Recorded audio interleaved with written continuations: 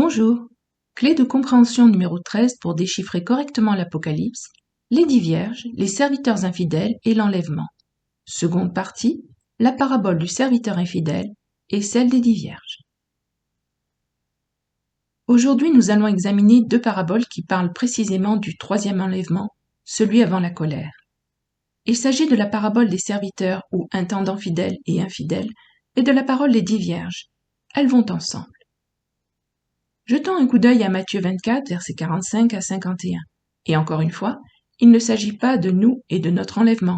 Cela ne concerne pas les croyants qui vivent actuellement, comme le démontrent les versets 42 à 44. Veillez donc, puisque vous ne savez pas quel jour votre Seigneur viendra.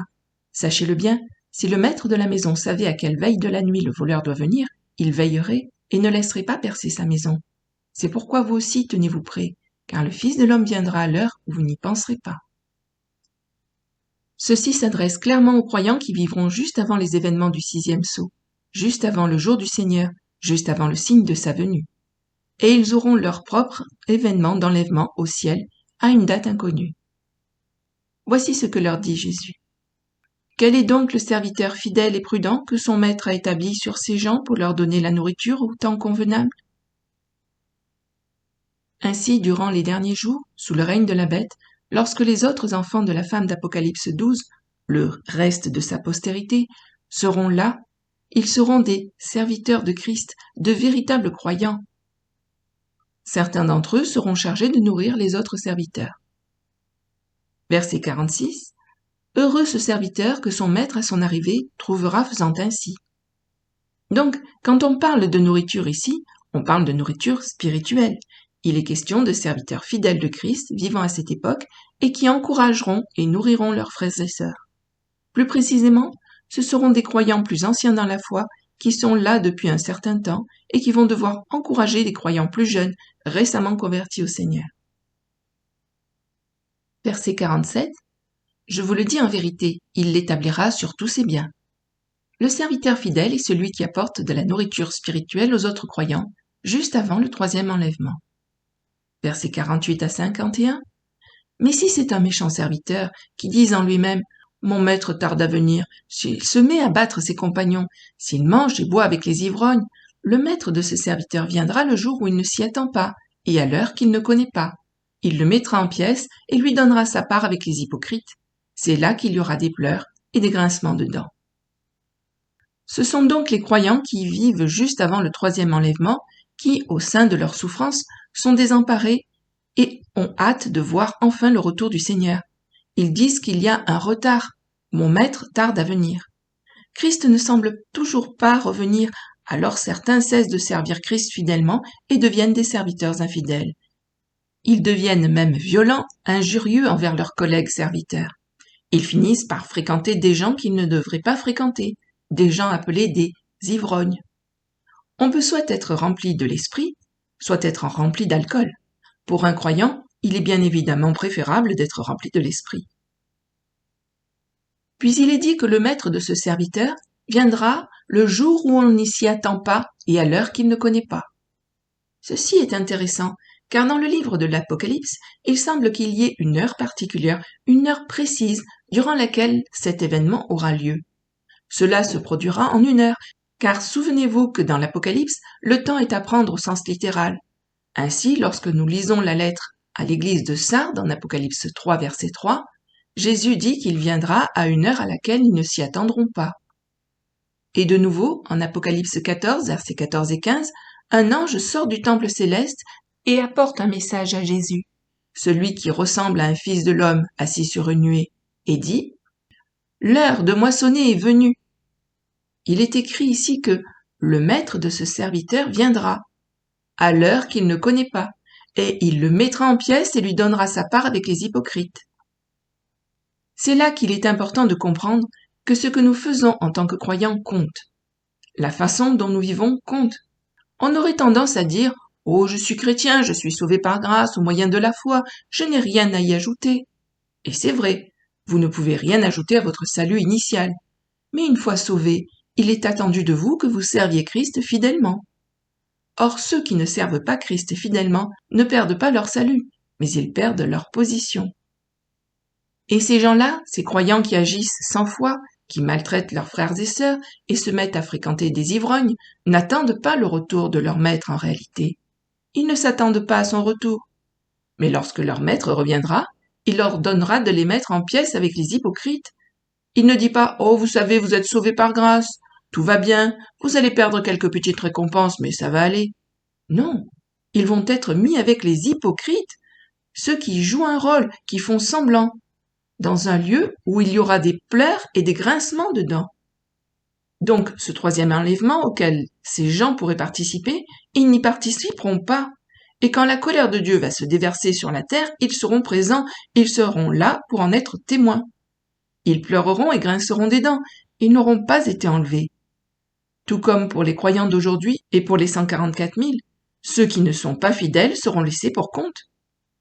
Dieu prend au sérieux le fait que nous le suivions et que nous le servions fidèlement, que nous persévérions et endurions. Nous pouvons tous dire que nous sommes des enfants de Dieu, sauvés et tout le reste, mais si nous ne vivons pas pour lui, si nous ne marchons pas dans la puissance du Saint-Esprit, au final, nous obtiendrons la même chose que les hypocrites et les imposteurs. Nous irons là où il y a des pleurs et des grincements de dents. Il est important de comprendre qu'il s'agit d'une parabole, d'une histoire qui illustre la nécessité de vivre selon les principes de la foi, pour tous les croyants et principalement pour ceux qui vivront durant cette période de tribulation. Les croyants qui alors vivront des persécutions, traverseront des épreuves et seront des anciens dans la foi, devront soutenir et aimer leurs corélégionnaires, les jeunes convertis, les nourrir autant convenable et non les battre. La parabole suivante est celle des 10 vierges, rapportée en Matthieu 25, versets 1 à 13. Et l'histoire est la même. Le contexte est celui des croyants qui seront présents ici durant les temps de tribulation, attendant le retour du Seigneur et ignorant quand il reviendra. Versets 1 et 2. Alors le royaume des cieux sera semblable à 10 vierges qui, ayant pris leurs lampes, allèrent à la rencontre de l'époux. 5 d'entre elles étaient folles et 5 sages.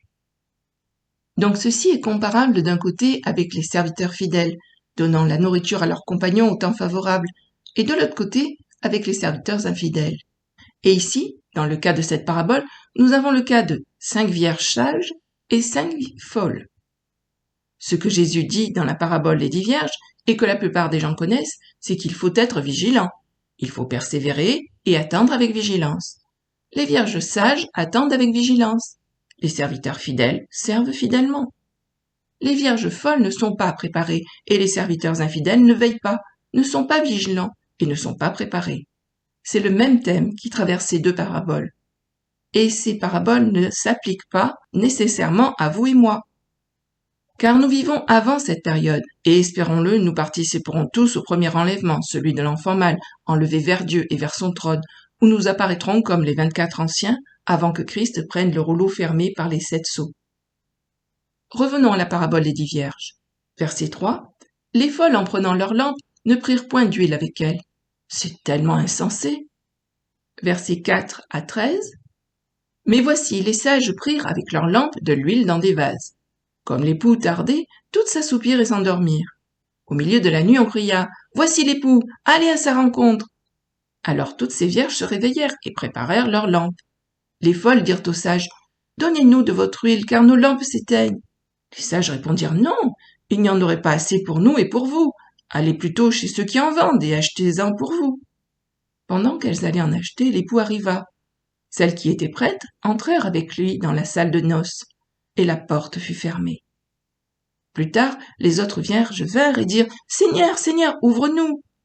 Mais il répondit « Je vous le dis en vérité, je ne vous connais pas. Veillez donc, puisque vous ne savez ni le jour ni l'heure. » Alors de quel jour et de quelle heure s'agit-il? De l'heure du jour du Seigneur qui est sur le point d'arriver. Jésus va venir chercher ces gens. Ils doivent être prêts, ils doivent l'attendre, ils doivent servir le Seigneur fidèlement. Nous devons tous servir le Seigneur fidèlement. Si vous voulez être un fils premier-né, bénéficier de tous les privilèges appartenant au fils premier-né, la double portion, la puissance et le règne, être roi et prêtre, vous devez être fidèle et persévérer à l'attendre dans la foi. Les deux, ensemble. Le serviteur est fidèle et demeuré infidèle, et donc il sera laissé. Il devra endurer la première partie du jour du Seigneur, lorsque la colère de Dieu sera déversée avec les 7 coupes. Ensuite, on a la parabole des 10 vierges. Ce sont des gens qui seront aussi là durant la période de tribulation, le règne de la bête. Ces 2 passages ne mentionnent pas de tribulation, mais nous savons déjà, par les paroles précédentes de Jésus, que c'est ce qui va se produire. Quelle sera la tribulation de ces jours-là? Cette tribulation concerne les croyants. Il ne s'agit pas de 7 ans de colère de Dieu déversée sur l'humanité non repentante. Ce n'est pas de cela dont il s'agit et dont parlent Matthieu et l'Apocalypse. La tribulation concernera des croyants qui subiront la persécution durant le règne de la bête. Ces gens devront être fidèles, prêts à persévérer jusqu'à la fin. C'est là le problème des 5 vierges folles. Elles ne s'étaient pas préparées à endurer cette épreuve. Elles n'ont pas attendu le Seigneur avec sérieux, de tout leur cœur. Or, on ne peut pas s'appuyer sur la persévérance ou l'endurance d'autrui, ni utiliser les ressources de foi d'autrui. Il faut avoir la sienne. Les vierges folles n'avaient pas la force nécessaire et ne s'y étaient pas préparées. Les vierges sages, elles, s'étaient préparées. Elles persévéraient et étaient prêtes à partir le moment venu. Bien que les 2 groupes dorment, à leur réveil, le groupe qui avait déjà prévu l'arrivée de l'époux est prêt à participer au festin des noces, et donc il partira, tandis que l'autre groupe ne partira pas. Il faut être prêt si l'on vit à cette période et être fidèle. Ces 2 paraboles illustrent l'incertitude quant au jour et à l'heure et l'importance d'être prêt. Cela s'applique à ceux qui vivront durant le règne de la bête et à ceux qui seront encore là après notre départ. Fin de l'étude. J'espère que vous avez apprécié l'éclairage particulier donné par Brenda Weltner sur ces paraboles concernant les temps de la fin. N'hésitez pas à laisser un commentaire sous cette vidéo. Merci, à bientôt, au revoir.